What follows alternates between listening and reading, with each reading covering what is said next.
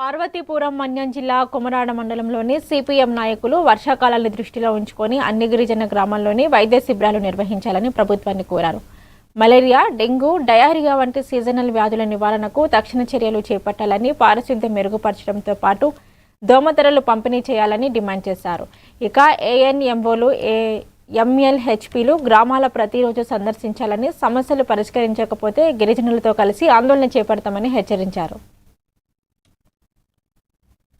Play చేసేవాళ్ళు ఇంటింటికి వెళ్ళి ప్లే చేసి దోమల మందుని ఏమైనా చేసి ఇప్పుడు ఆ ప్లేని కూడా చేయడం మానేశారు.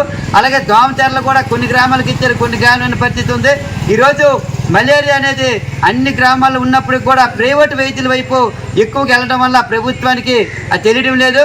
కాబట్టి వెంటనే ఈరోజు ఏదైతే గిరిజన ప్రాంతాలు ఉన్నాయో గిరిజన అన్ని పంచాయతీల్లో అన్ని గ్రామాల్లో మెడికల్ క్యాంపులు ఏర్పాటు చేయాలి.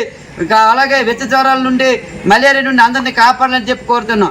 అలాగే ఏఎన్ఎంలు కూడా, ఏఎన్ఎంలు కానీ ఎంఎల్పిహెచ్లు కూడా వీళ్ళు వారానికి ఒకసారి ఆ గిరిజన ప్రాంతాలకు వెళ్తారు. మిగతా రోజు వెళ్ళని పరిస్థితిలో ఆశా వర్కర్లు సిహెచ్ఎఫ్ల పైన ఈ అంతా కూడా వాళ్ళపైన బాధ్యత పెట్టే పరిస్థితి ఉంది.